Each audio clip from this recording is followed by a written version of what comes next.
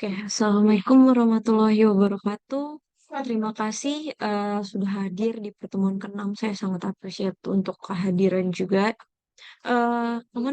Kita belajar tentang komunikasi digital dan sosial media. Kemarin kita memang banyak juga udah mungkin mempelajari banyak iklan-iklan gitu yang kemarin ya. Terus kemudian media digital seperti apa, sosial seperti apa. Pertemuan ke-6 ini kita akan ngebahas manajemen media digital. Mungkin nanti selanjutnya bakal banyak lagi untuk mungkin UTS ini kita akan lebih ngebahas teori-teoritisnya. Untuk UAS kita akan ngebahas tentang adik-adik nanti apa ya, prakteknya lah untuk komunikasi digital dan sosial media. Nah, silabus yang kemarin kita sudah ngebahas juga untuk em, kemarin media digital gitu ya. Ada media apa aja, psikologi komunikasi, etika komunikasi, komunikasi interpersonal, tujuan juga pembelajaran seperti apa. Nanti saya akan juga eh, contohkan mungkin untuk yang manajemen media sosialnya juga ya. Tapi di komunikasi ini adik-adik juga harus saya akan memberikan contoh-contoh komunikasi lebih ke marketingnya gitu ya. Jadi untuk media digital dan sosial media gitu. Nah, kemudian nanti kita juga hari ini akan mempelajari tentang manajemen media sosial. Mungkin nanti untuk setelah UTS, ini kan kita udah hampir menjelang mau UTS, UTS-nya kan istilahnya soalnya pilihan ganda. Jadi nanti pelajari aja dari pertemuan pertama sampai pertemuan ke-7 untuk em, apa ya istilahnya? Untuk teoritisnya tersebut ya, ya, pilihan ganda kok tenang. Nah, untuk hari ini mungkin penilaiannya ada melalui untuk kehadiran ada Zoom dan download materi pasti dan adanya kuis sama. Nah, kuisnya itu pilihan ganda juga, saya lupa berapa, tapi ada waktu tertentunya. Jadi nanti adik-adik bisa mengerjakan kuisnya. Gitu. Mungkin kemarin kita banyaknya membahas komunikasi, psikologi komunikasi. Ya, kita sehari-hari komunikasi, gitu. Tapi sebenarnya komunikasi itu nggak cuma digital dan sosial media, sebenarnya luas banget gitu ya. Dari secara media sosial aja, kita juga harus berhati-hati adik-adik untuk berkomunikasi yang salah. Mungkin kondisinya nanti akan eh, masuk bui gitu ya. Karena cuman melalui sosial media yang entah gimana, kita juga harus hati-hati dan emang interaksinya walaupun itu memungkinkan juga untuk dua arah sekarang. Kita live, kemudian kita tanya, ada umpan baliknya juga. Ini ada contoh metode interaksi doa saya dengan adik-adik melalui Zoom, ya kan? Adik-adik bisa menjawab dan menanyakan dan saya bisa menjawab. Itu adalah media sosial juga termasuknya untuk atau ini masuk ke media digital dan media sosial juga ya sistem masuknya untuk interaksi dua arah. Tapi memang tidak selebar itu ya, benar-benar kalau media sosial yang Instagram, YouTube, ya ini ada Skype zaman dulu gitu ya, YouTube, terus ada BIM, WhatsApp, itu lumayan cukup luas. Tapi yang paling luas biasanya TikTok, Instagram, YouTube itu cukup luas dan semua orang bisa dapat membukanya. Nah, karakteristiknya sendiri dari sosial media itu partisipasi, keterbukaan, membangun hubungan, reliabilitas, maksudnya membangun komunitas. Jadi kalau belum tahu reliabilitas ini sebenarnya kayak pasti-pasti aja gitu dengan reliable lah istilahnya. Kalau bahasa ini bisa dicari. Nah, karakteristiknya ada partisipasi, keterbukaan, membangun hubungan, reliabilitas, dan membangun komunitas. Jadi, sebenarnya karakteristik media sosial yang ini, gitu. Intinya, mereka mencari partisipasi untuk ini. Kayak setiap sosial media pasti follow, follow back, atau subscribe. Nah, ini termasuk eh, istilahnya partisipasi dan memang keterbukaan untuk membangun hubungan. Jadi media sosial seperti ini itu adalah jenis komunikasi dalam media sosial. Nah, ini sebenarnya simple. Andreas Kaplan dan Michael Hanlin mendefinisikan media sosial sebagai kelompok aplikasi berbasis internet. Jadi, dia kelompok aplikasi berbasis internet yang membangun ideologi dan teknologi Web 2.0 yang memungkinkan penciptaan penukaran konten yang dihasilkan penggunanya. Jadi, contohnya nih, kayak WhatsApp. Adik-adik, saya udah mulai ya. Ya, ininya kuliahnya adik-adik, saya buat melalui teknologi, saya share. Kemudian adik-adik sebagai penggunanya juga menjadikan kita bersama-sama untuk bertukar konten. Mungkin nanti adik-adik juga bisa, mungkin untuk UASnya nanti adik-adik bisa presentasi, nanti saya kasih kayak isu, adik-adik coba eh, membuat presentasi yang baik. Mungkin saya sendiri masih belajar dalam editing sekarang pun masih berantakan gitu ya, cuma dari YouTube karena saya harus posting banyak banget perkuliahan yang berjam-jam YouTube-nya gitu ya. Tapi kalau misalkan adik-adik ada penukaran konten gitu, mungkin nanti kita akan coba namanya sosial media, kita akan coba habis UAS ya, tapi kita akan coba pembuatan konten adik-adik yang mungkin sebagai komunikasi adik-adik sehari-hari. Jadi tapi nanti kontennya mungkin lebih ke relevan dengan em, teori ini, tapi nanti kita bisa lihat lagi. Kalau saya pikirannya nanti UASnya mungkin lebih ke pembuatan video berbasis mungkin untuk marketing,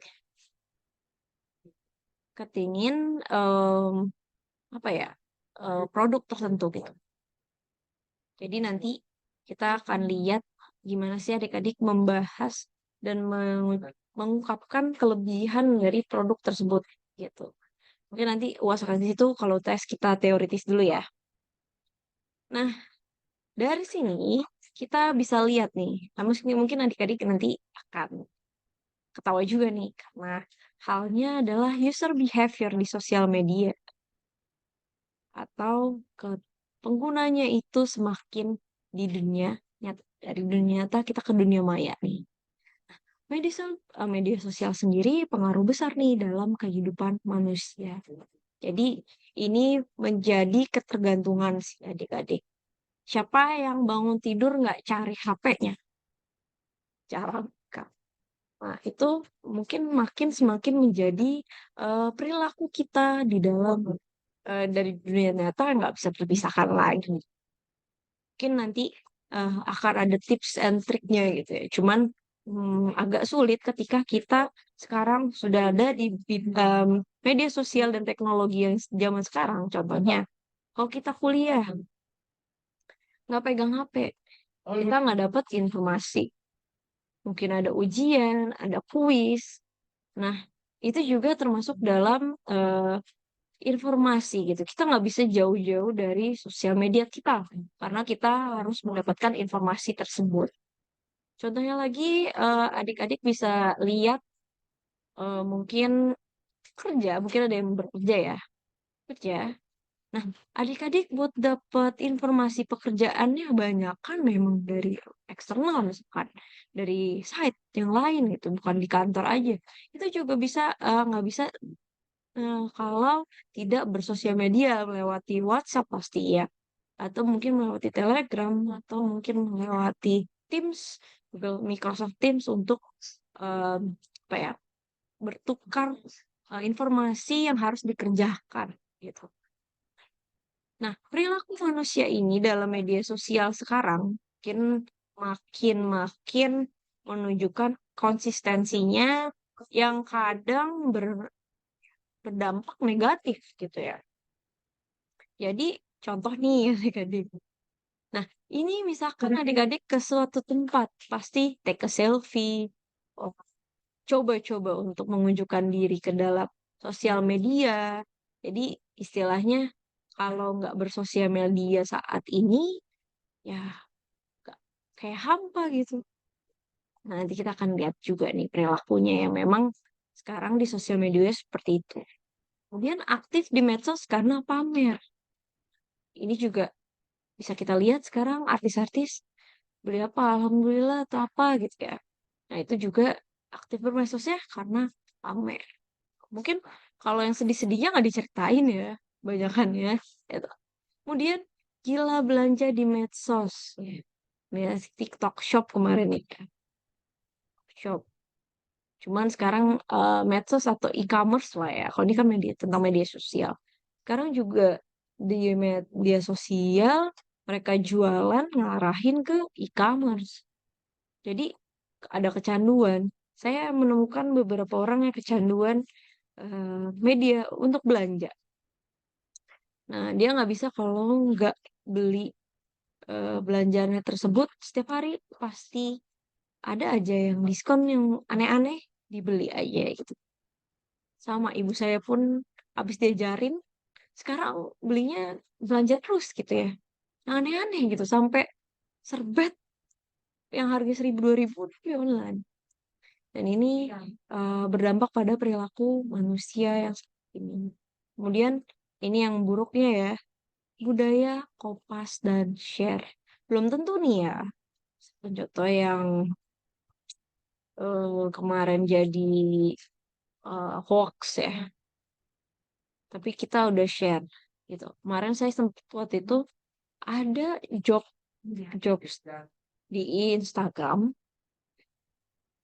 Nah, di Instagram itu mereka open job. Saya kayak senang membantu banyak orang untuk lamar, lamarlah loker ini gitu ya, kirim loker.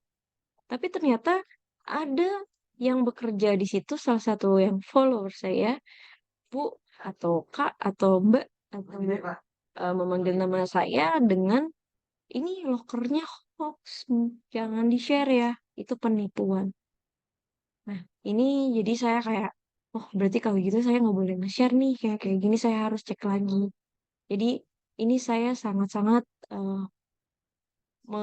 karena terjadi kayak gini, saya mau perilaku saya berubah nih dengan tidak ada budaya untuk nge-share yang memang kita belum tahu nih hoax apa enggak.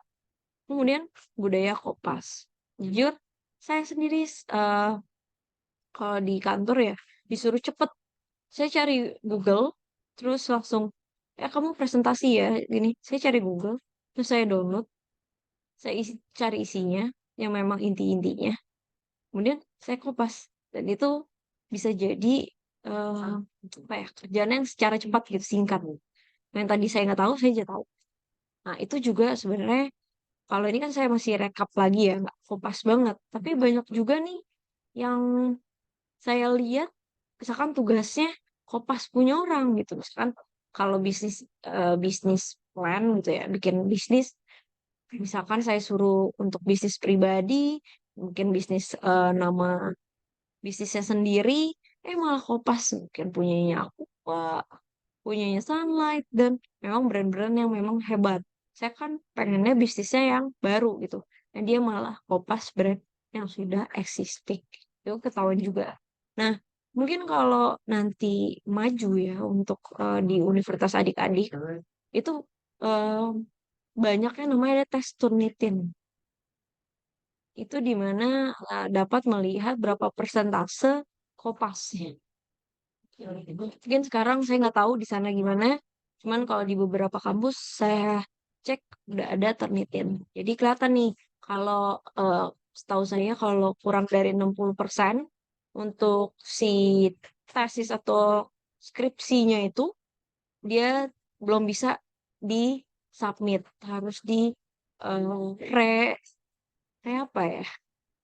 Restrukturisasi untuk em, kata-katanya.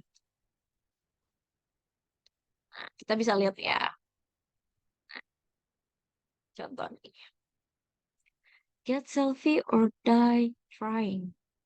Senang untuk diri di media, unjuk diri di media sosial. Tujuannya ya like, comment, and subscribe. Nah, beberapa orang ya memang kesadarannya sesuatu yang nyata nih di benak.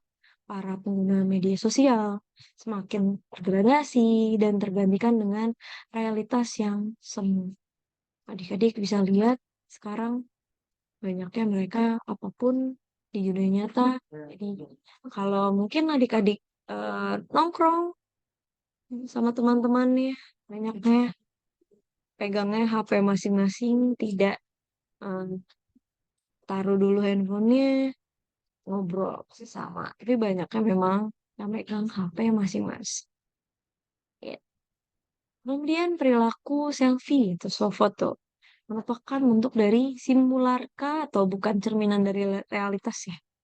Jadi banyaknya sekarang apa-apa selfie, selfie dulu. Kita ketemuan selfie dulu. Padahal sebenarnya intinya bukan ke situ. Kita pengen bertukar informasi. Malah jadi selfie-selfie. Iya. Kemudian menurut Oxford nih kalau adik-adik baca English Dictionary telah mencantumkan rezeki kata selfie yang telah sederhana didefinisikan foto instan disebutkan melalui media sosial. Beberapa orang pun harus mengakhiri hidup mereka karena selfie berbahaya di atap, gedung, tebing curam, dan lain-lain. Bisa adik-adik lihat beberapa tahun kebelakangan, banyak yang mungkin di gedung tertinggi terus meninggal. Kemudian ada beberapa yang selfie di gunung terus meninggal, gitu ya. Tebing curam. Kemarin juga termasuk mungkin salah satu gubernur DKI, gubernur Jawa Barat, Ridwan Kamil, anaknya berenang-berenang dengan akhirnya mereka habis soft foto atau apa buat selfie di tempat berbahaya, akhirnya harus mengakhiri hidup mereka. Itu. Ini adalah yang negatifnya ya. Kemudian adik-adik bisa lihat aktif di medsos karena apa lagi? Adik-adik coba lihat mana yang medsos nggak pamer. Belum tentu kenyataannya benar-benar bahagia. Misalkan enak banget ya, ternyata dia gini-gini-gini. Padahal mungkin dia beli tas gitu, tasnya mahal dia. Mungkin beli tasnya pakai paylater atau pinjol. Kita nggak tahu kehidupan yang benar-benar atau mungkin pinjam gitu ya, bayar harian mungkin. Nah, itu salah satu penyebab orang suka pamer di medsos karena ingin memuaskan ego pribadi. Ini adik-adik juga harus belajar.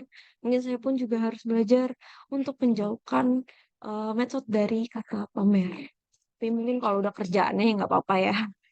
Ya, mungkin kerjaannya untuk mereview beberapa banyak juga yang jadi pekerjaan yang baru gitu ya.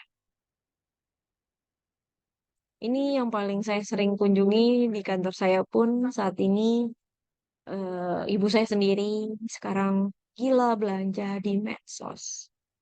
Lihat ada selebgram pakai bagus, baik. Totally. Ini dari sini saya melihat gaya hidup boros yang sebenarnya kita nggak butuh, tapi ternyata ya lucu aja mau di di kekinian. Kira jadi hidupnya dan beli aja nih lagi diskon. Kita makan iklan yang di medsos. Padahal sebenarnya ya nggak perlu-perlu banget. Jadi karena pengen lebih modis, trendy kekinian, akhirnya sampai menjalani hidup yang boros. Gitu. Kemudian efek buruknya dari orang yang sering menghabiskan hidupnya di medsos adalah tekanan untuk menyeimbangkan gaya hidup mereka yang mereka lihat di sosial media. Ini termasuk yang sangat buruk jika memang kita sudah kena sindrom ini. Gitu. Mungkin adik-adik banyak yang seperti itu, cuman masih di tahap masih uang orang tua mungkin untuk lebih hemat lagi. Ini sebenarnya efek negatif. Tapi ada efek baiknya juga kok, tenang. Kalau misalkan contoh adik-adik beli kayak gini, tapi memang selebgram bisa menghasilkan uang. Nah, dari sini hidup boros pun uangnya juga masuk juga lebih besar. Nah, itu yang bisa kita lihat untuk menjadi melihat cuan dari. Tapi kan untuk sampai jadi selebgram tidak mudah. Kita juga harus melihat juga. Ini adalah budaya Indonesia sekarang. Saya cukup sedih, banyaknya budaya kopas, bahkan copy paste punya temennya. Nah, atau share yang hoax. Contoh nih ya, adik-adik. Teman saya kerja di Danone. Danone tuh punya Aqua dan lain-lain ya, terkenalnya Aqua. Gara-gara eh, apa ya, Palestina kan diserang, kemudian kita boykot banyak itu, tapi belum tentu benar dan berdampak pada beberapa perusahaan yang sebenarnya mereka nggak detail juga gitu. Tapi terkena hoaxnya tersebut akhirnya viral dan adanya penurunan salesnya yang berdampak pada P gitu. Atau kita lihat juga budaya kopas. Ini paling sering di kampus ya, sekolah sekarang. Karena sudah mendapatkan informasi dengan banyak berupa teks, gambar, video, sesama pengguna ponsel. Jadi contoh nih, saya kasih tugas sendiri-sendiri ya, jangan kopas. Nanti adik-adik bikin yang berbeda, makanya sering saya nanti kasih bikin untuk UASnya sendiri, produknya nanti untuk presentasinya beda-beda ya, karena mungkin untuk bikin kontennya sendiri, untuk pembincangannya sendiri, adik-adik teksnya sendiri bisa nyontek punya temennya. Nah, ini juga masyarakat sangat mudah menyalin. Akibat itu mungkin untuk beberapa mata pelajaran tertentu sekarang gampang banget. Coba adik-adik, zaman dulu saya nggak ada sosial, istilah Google masih belum terlalu pasif lah sekarang, seperti sekarang masif loh. Nah, saya nyari cerita tentang gimana kepompong jadi kupu-kupu. Harusnya baca buku dulu, beli bukunya dulu, terus baru saya rangkum sampai saya cari fotonya di mungkin cari fotonya di daerah rumah saya ada kupu-kupu, mungkin ada kepompong, cari kepompongnya dulu saya foto, kemudian saya rangkum menjadi tugas tersebut. Saya nggak dapet teksnya, saya juga ini nyari di buku yang agak susah, nyarinya sampai kemana-mana karena belum tentu satu buku itu ada gitu. Nah, ini juga termasuk eh, karena adanya sosial media ini juga dapat eh, gampang ke masyarakat, ya akhirnya prosesnya juga gak mendalami itu, gitu. Akhirnya menghasilkan gen namanya strawberry generation.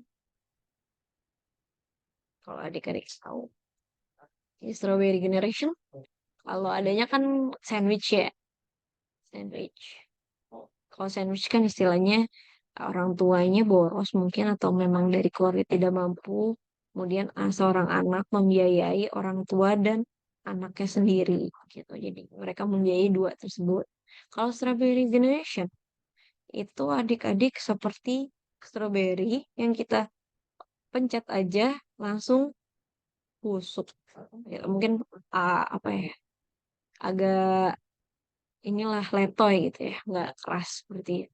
Nah itu termasuk memang banyaknya sekarang di strawberry generation ini karena kemudahan yang memang adik-adik belum ada prosesnya. Mungkin banyaknya di situ. Terus ini kita bisa lihat nih manajemen media sosialnya.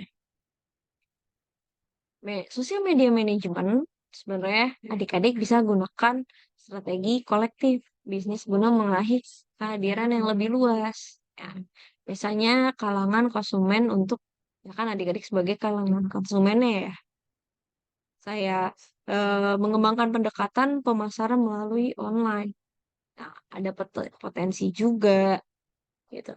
Manajemen media sosial tentang mengembangkan pendekatan pemasaran online yang terhubung dengan pelanggan sosial. Jadi contoh nih, yang saya ngerikan adalah saya baru ngomong, pengen jalan-jalan deh ke Jogja yuk. Saya bentar, handphone saya denger nih.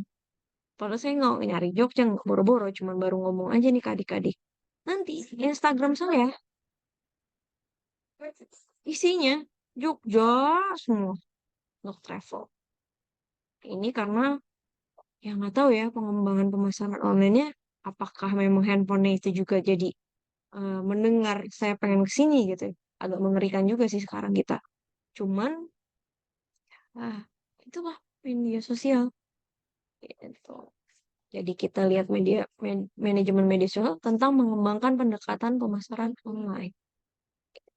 Nanti mungkin adik-adik bisa lihat, saya share mungkin habis UTS, video-video yang mencerminkan bahwa komunikasi lewat sosial media yang mereka ragam. Mungkin lebih dikemas, yang lebih mengesankan, yang tidak membosankan gitu ya. Kemudian, media manajemen itu juga istilahnya eh, strategi kolektif bisnis guna. Intinya memang banyakannya targetnya media sosial untuk bisnis. Jadi komunikasi ini sebenarnya bisnis untuk konsumen yang melihat komunikasi kita lewat media sosial. Makanya selebgram pada tajir-tajir ya. Nah, ini adalah sosial media manajemen. Bisa dilihat dari pertama, kita bisa research, kemudian dan writing. Nah, menghitung gitu ya. Jadi kita cari dulu nih, eh kita misalkan mau bahas tentang PHK. Kita search di Google, kita analisis dulu, PK. Jadi di mana aja? Berapa data nih dari seluruh Indonesia? Kemudian kita tulis dengan bahasa yang baik dan benar. Kita eliminasi yang mungkin datanya salah. Dan lalu kita visualisasikan elemen tersebut. Lanjut, kita bisa lihat publish konten.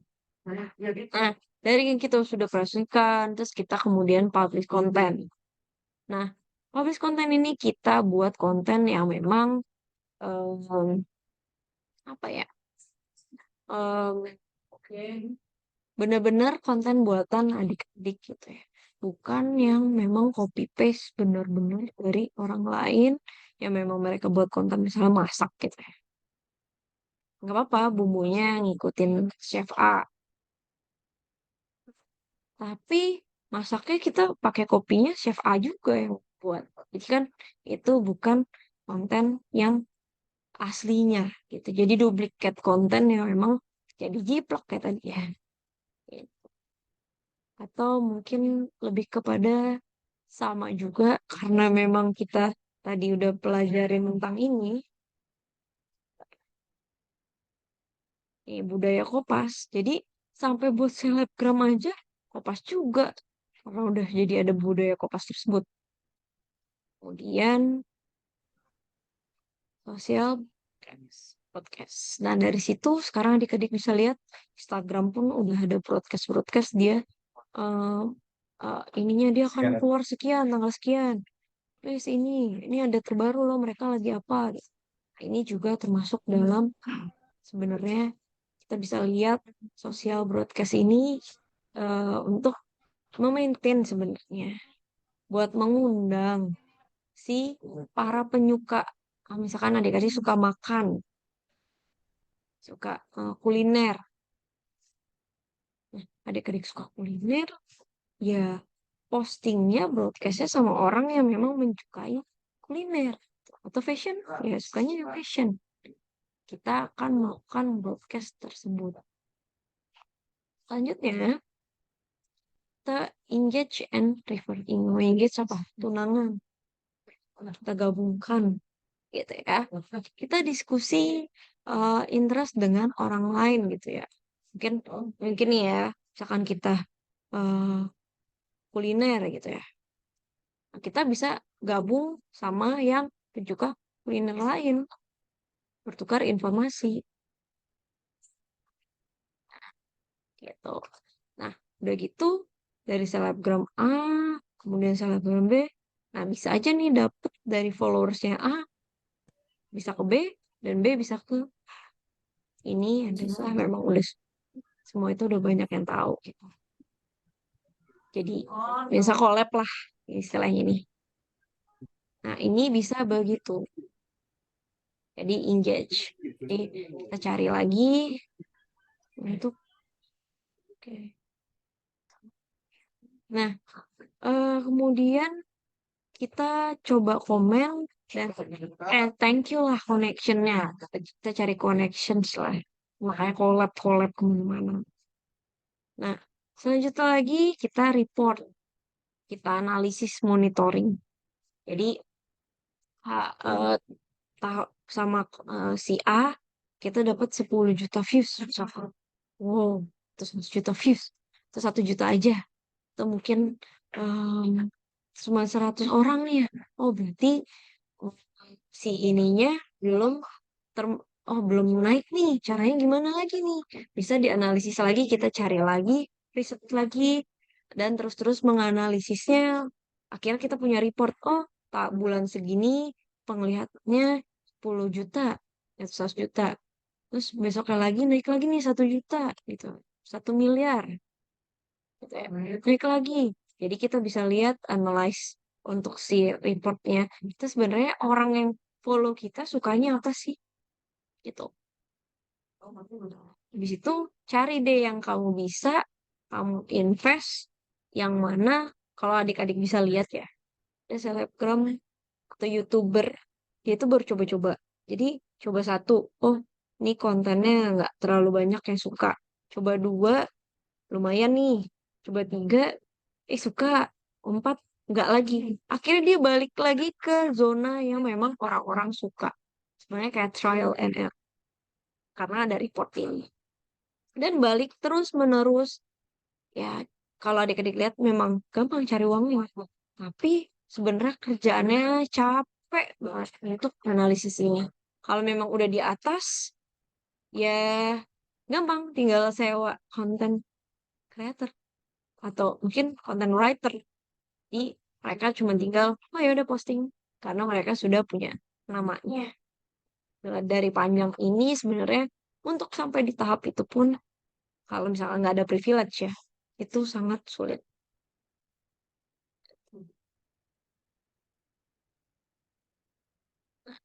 Bagaimana sih bermedia sosial yang lebih efektif?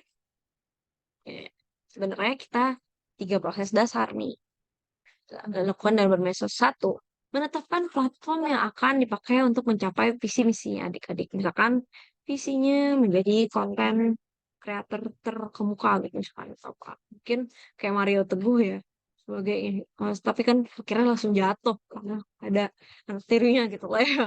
Kita nggak tahu. Nah, program perusahaan atau personal yang kita tetapkan. Jadi kita misi kita apa sih sebenarnya? Adik-adik pasti mau kuliah ada visi dan misinya adik-adik juga untuk berkuliah sama dengan bermedsos. Kemudian menaksir dampak risiko yang timbul. Jur, kemarin saya nonton apa ya? MasterChef. Nah, itu ada banyak yang memang rasisin kaum Cindo gitu ya. Ya, Cindo nih dia gitu. Rasis lah istilahnya. Kalau saya, itu ada risikonya. Jika memang seperti itu, untuk selebgram, itu bakal dibilang rasis. Padahal sebenarnya dalam hatinya memang rasis. Tapi dia tidak posting, ya aman-aman aja. Jadi kita mengusir dampak risiko yang timbul juga. Jangan sampai kita eh, salah arah. Mungkin kayak siapa ya contohnya. Hmm, contohnya yang fenomenal Al-Karim. Nah, dia itu eh, kayak nangis-nangis, dia bilang nyontek. Nah, itu ketahuan kan jadinya. Oh, berarti dia nyonteknya dari sini nih. Nyontek untuk uang. Nah, itu berdampak resiko juga besar. Dari situ, sekolahnya mungkin dicap jelek, mungkin dirinya sendiri dulunya masih jelek gitu misalkan seperti itu. Nah, itu bisa berdampak resiko yang memang sebenarnya nggak boleh dipublish ke sosial media, tapi dia publish. Tapi nggak apa-apa sih sekarang, jadi dia naik lah dari dampak negatif tersebut, gitu ya. Kemudian pelaksanaan distribusi medsos. Jadi pelaksanaannya mau ngapain aja sih? Kita ngapain aja? Jangan deh kalau yang ini kita bisa memilah-milah pelaksanaan tersebut. Nah, sosial media juga dan ragam tujuan nih untuk komunikasi. Ada jurnalisme, branding, self-awareness, dan personal pekerja sosial yang berhubungan dengan berdasarkan tujuan. Jadi, kita sebenarnya juga dari situ kita bisa dapat uang nih. Jurnalisme sendiri sebenarnya banyak sih adik-adik bisa menemukan alur. Adik-adik pasti ada yang senang. Aku mau jadi jurnalis deh. Dan aku ngambil ini. Kayaknya aku mau jadi seseorang yang ahli di bidang jurnalistik. Jadi konten-konten media gitu lah. Macam itu. Bisa dapat uang dari situ. Nah, branding. Branding pun juga sama adik-adik. Jadi konsisten beresot, upaya branding mungkin desain logo. Contohnya, mana sih yang nggak ada tahu Indomie gitu. Indonesia itu dari branding yang memang masyarakat menjadi tertarik gitu dan memang mengingat konsistensi branding tersebut. Nah, kelebihan lagi untuk selling awareness. Jadi, misalkan tadi ada yang nggak tahu nih, oh ada payung misalkan, jualan payung, tapi payungnya bisa panas, bisa dingin, dia bisa dipencet, bisa hitam, bisa putih gitu. Jadi, bisa buat hujan, bisa buat dingin gitu ya. Nah, itu kita yang tadi nggak tahu ada payung kayak gitu, jadi tahu. Nah, dan ada profesional pekerja medsos yang berdasarkan tujuannya. Ada jurnalisme, untuk jualan, dan untuk branding. Sebenarnya untuk branding lah, public relation. Nah, di sini kita bisa lihat adik-adik. Jadi sebenarnya ada negatif, ada positif. Ini juga ternyata bisa menghasilkan uang dari situ dengan ada boundariesnya tuh. Batasannya untuk menjadi sesuatu di media sosial. Dari sini mungkin adik-adik bisa mencari lagi, mungkin ada yang mau jadi selebgram, ada yang mau jadi jurnalis, bisa dicoba-coba lagi untuk mendapatkan eh, profesional pekerjaan yang memang minatnya adik-adik gitu. Nah, mungkin untuk jadi ini marketing ya masuknya selling sama branding ini biasanya dengan marketing. Dan ini oleh selling itu oleh sales. Di sini gitu nih, PR. Nah, dari sini mungkin, nah ini bisa dilakukan oleh wartawan. Komunikasi ini sebenarnya memang banyak untuk wartawan, sales, marketing, sebenarnya untuk media sosial. Dari sini ada yang mau bertanya? Waktunya udah tinggal sedikit. Oke, sampai di sini mungkin mau bertanya bisa nanti lewat WhatsApp gitu ya. Jadi nanti mungkin bisa lewat yang sosial media dan lain-lainnya. Adik-adik bisa kerjakan kuisnya ya. Jangan lupa download materinya juga. Sampai di sini saya ucapkan terima kasih. Mohon maaf jika ada kesalahan dan kekurangan. Assalamualaikum warahmatullahi wabarakatuh. Waalaikumsalam warahmatullahi wabarakatuh.